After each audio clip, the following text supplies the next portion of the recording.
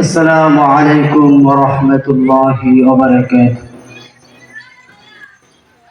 الحمد لله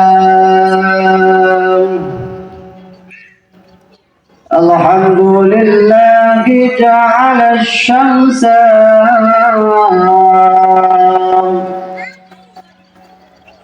والقمر بحسبان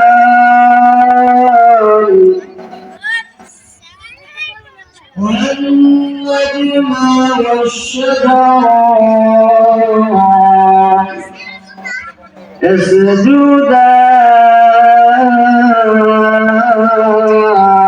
يسجدان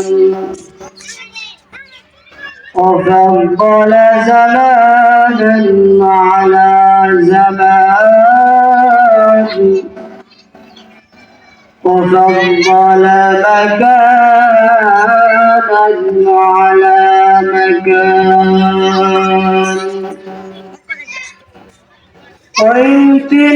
وامتنانه باللسان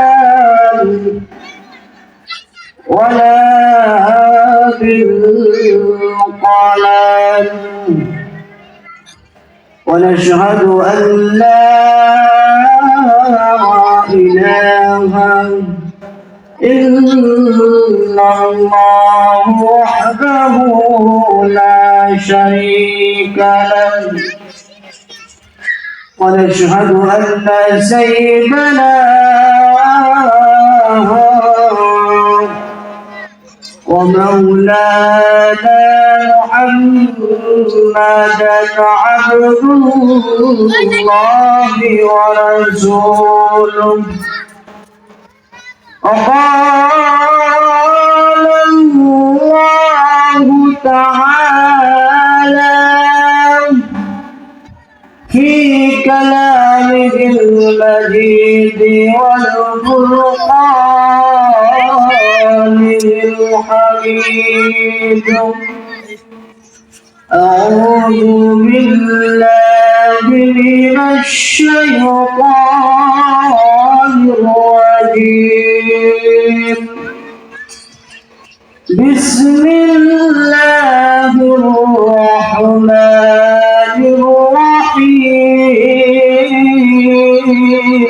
الرحيم تبت يدا أبي لهب وتب ما أغنى عنه ماله وما كسب سيصلى نارا ذات لهب وامرأته حمالة الحطب في جيدها حبل من مسد وقال الله تعالى في شان حبيبه ومحبوبه ومشوكه ومخبيرا وآمرا بلغ العلا بكماله كشف الدجى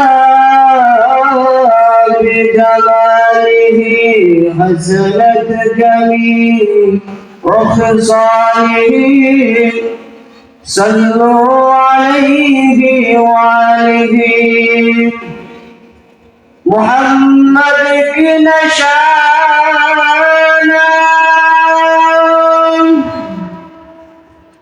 رفع دل میں ہے ہمیشہ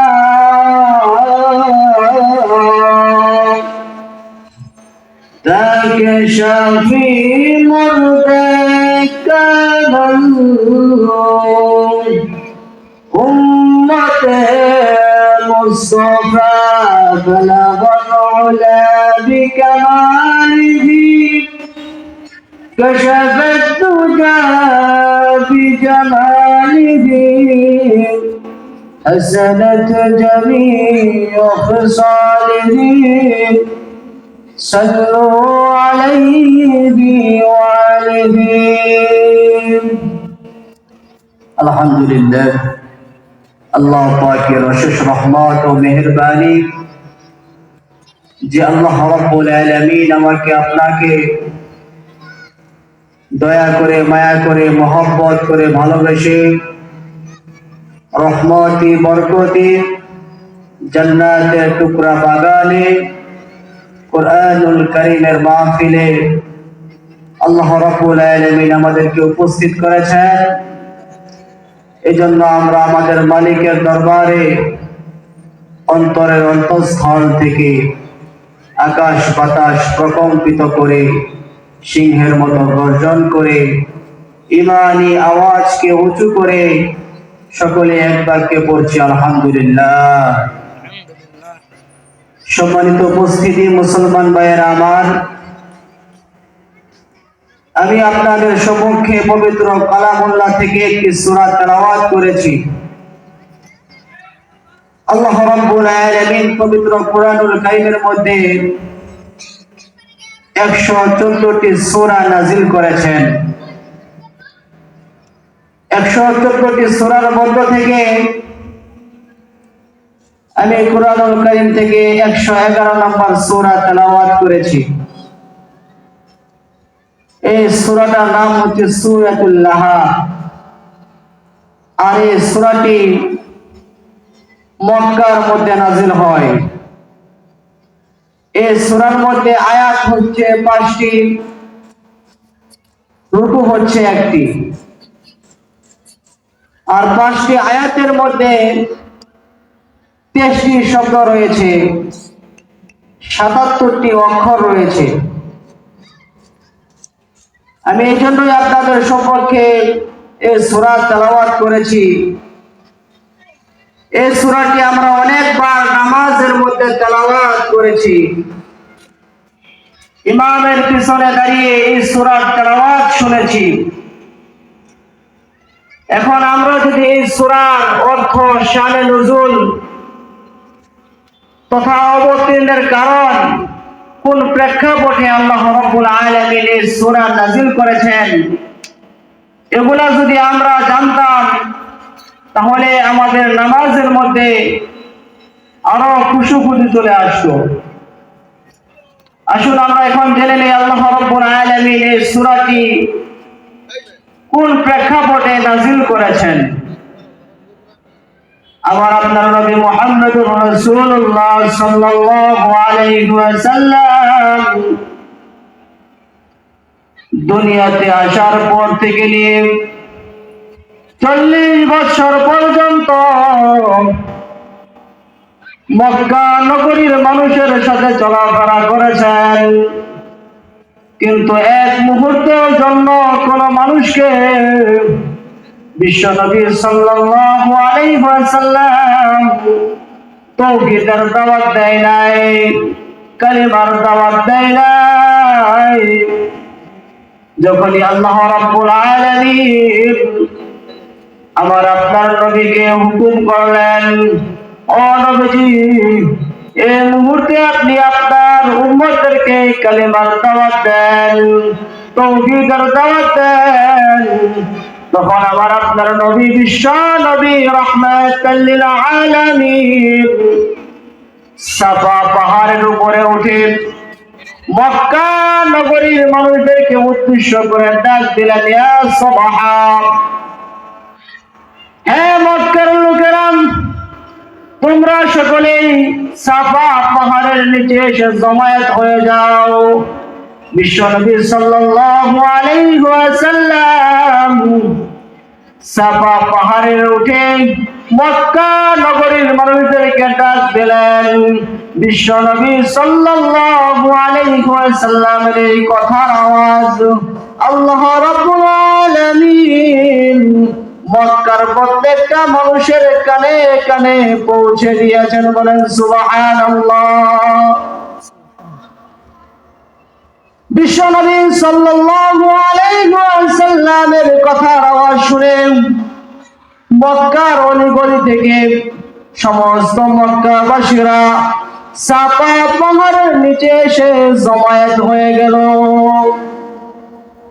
বিশ্বনবী সাল্লাল্লাহু আলাইহি ওয়াসাল্লামকে মক্কার লোকেরা জিজ্ঞাসা করে, হে আব্দুল্লাহর বেটা মুহাম্মদ, তুমি আমাদেরকে এখানে সমবেত কি জন্য করেছ?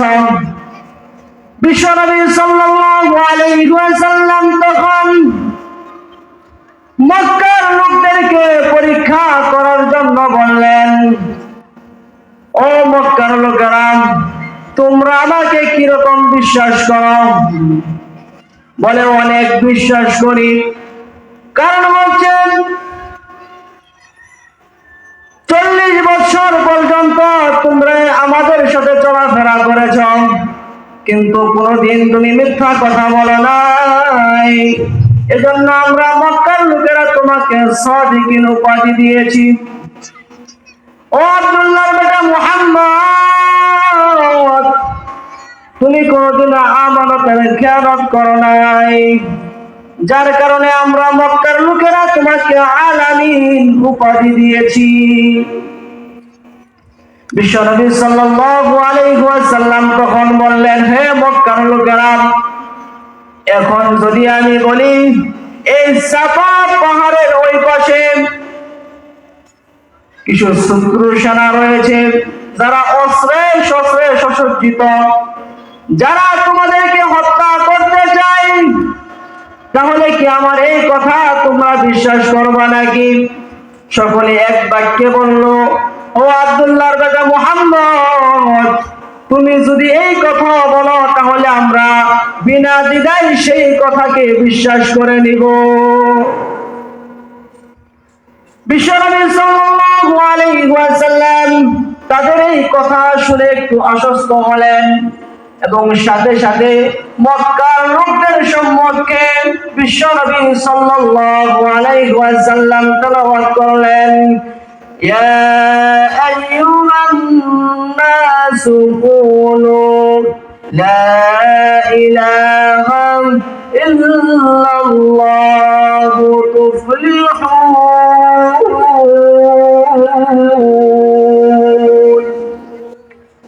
বিশ্বনবী সাল্লাল্লাহু আলাইহি ওয়াসাল্লাম মক্কার লোকদেরকে ডাক দিয়ে বললেন, হে মক্কার লোকেরা, এতদিন তোমরা দেব দেবীর পূজা করেছ, লাত উজ্জা, তোমরা দেব দেবীর পূজা করেছ, আগুনের পূজা তোমরা করেছ, মানুষের পূজা তোমরা করেছ।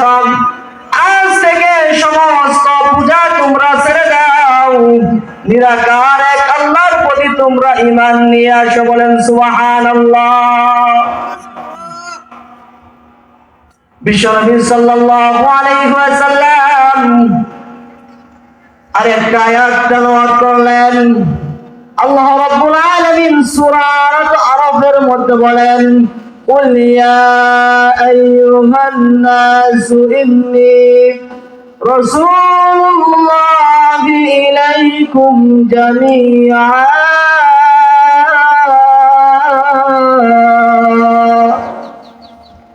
বিশ্বনবী সাল্লাল্লাহু আলাইহি ওয়াসাল্লাম আরো বললেন, হে মক্কার লোকেরা, এতদিন তোমরা আমাকে আব্দুল্লাহর বেটা মুহাম্মদ নামে তোমরা আমাকে চিন্তা ডাকতা, আজকে থেকে তোমরা আমাকে মুহাম্মাদুর রাসূলুল্লাহ বলে ডাকবা। বলেন সুবহানাল্লাহ। বিশ্বনবী সাল্লাল্লাহু আলাইহি ওয়াসাল্লাম এই কথা বলার সাথে সাথে নবীজির আপন চাচা আবু লাহাব, নবীজির আপন চাচা আবু লাহাব সর্বপ্রথম বিশ্বনবী সাল্লাল্লাহু আলাইহি ওয়াসাল্লামের বিরোধিতা করলো এবং বলল, তাব্বাল্লাকা ইয়া মুহাম্মদ আলি হাযা জামাতানা, হে মুহাম্মদ তুমি ধ্বংস হয়ে যাও, আলি হাযা জামাতানা, এজন্যই কি আমাদেরকে তোমরা এখানে জমায়েত করেছো নাকি? এই কথার পরিপ্রেক্ষিতে আল্লাহ রাব্বুল আলামিন আলামিন সূরাতুল লাহাব নাযিল করলেন। বলেন সুবহানাল্লাহ। আল্লাহ রাব্বুল আলামিন বলেন তাব্বাত ইয়াদা আবি লাহাব ওয়া তাব। ধ্বংস আবু লাহাবের দুই হাত, ওয়া তাব্বা এবং সে নিজেও। কারণ কি?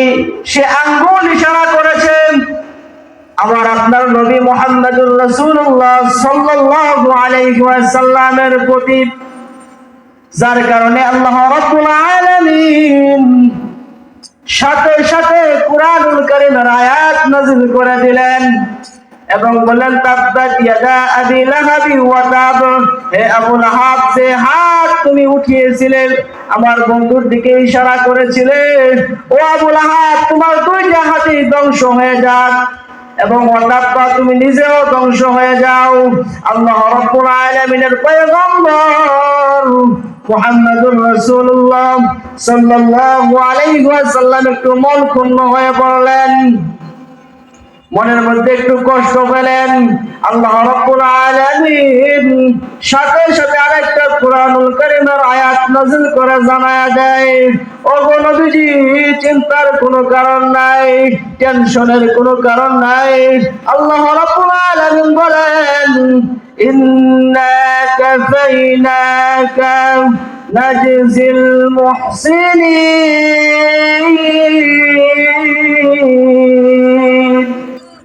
ও নবীজি টেনশনের কোনো কারণ নাই, চিন্তার কোনো কারণ নাই। যারা আপনাকে কষ্ট দিয়েছে এরকম জালিমদেরকে শাস্তি দেওয়ার জন্য আমি আল্লাহ রাব্বুল আলামিন যথেষ্ট। বলেন সুবহানাল্লাহ। জালিমদেরকে শাস্তি দেওয়ার জন্য যথেষ্ট কে?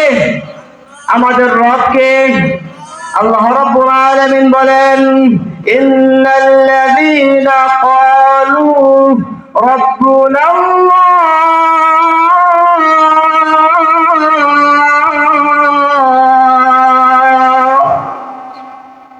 আমাদের রব হচ্ছে আল্লাহ।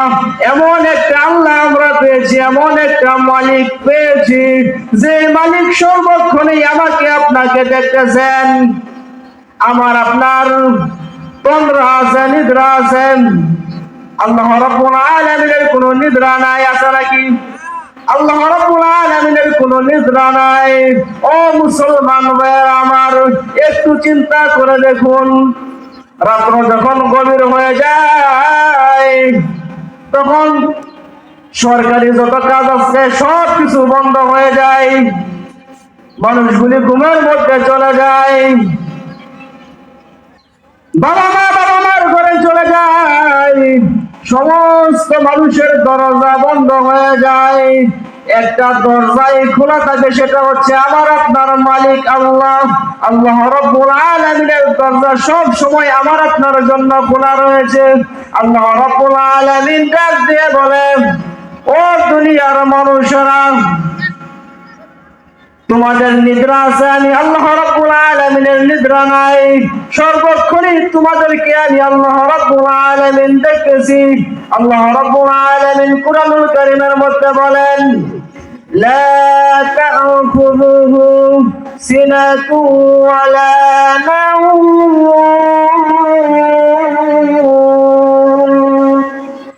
আল্লাহ রাব্বুল আলামিন বলেন আমার তন্দ্রা নাই, নিদ্রা নাই।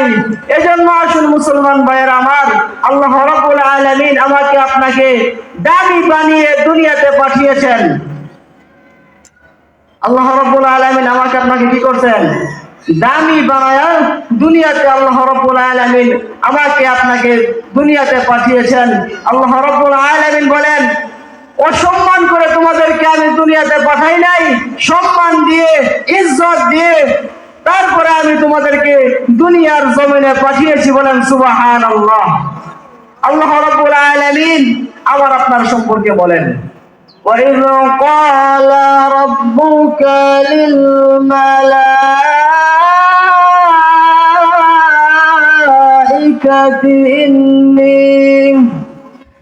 إِنِّي جَاعِلٌ فِي الْأَرْضِ خَلِيفَةً আল্লাহ রাব্বুল আলামিন কুরআনুল কারীমের মধ্যে বলেন, তোমাদেরকে অনর্থক দুনিয়াতে পাঠাই নাই, অসম্মান করে দুনিয়াতে পাঠাই নাই।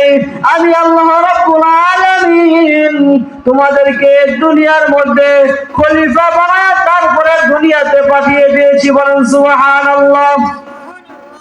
আল্লাহ রাব্বুল আলামিন আমাকে আপনাকে ইজ্জত সম্মান দিয়ে দুনিয়াতে পাঠিয়েছেন।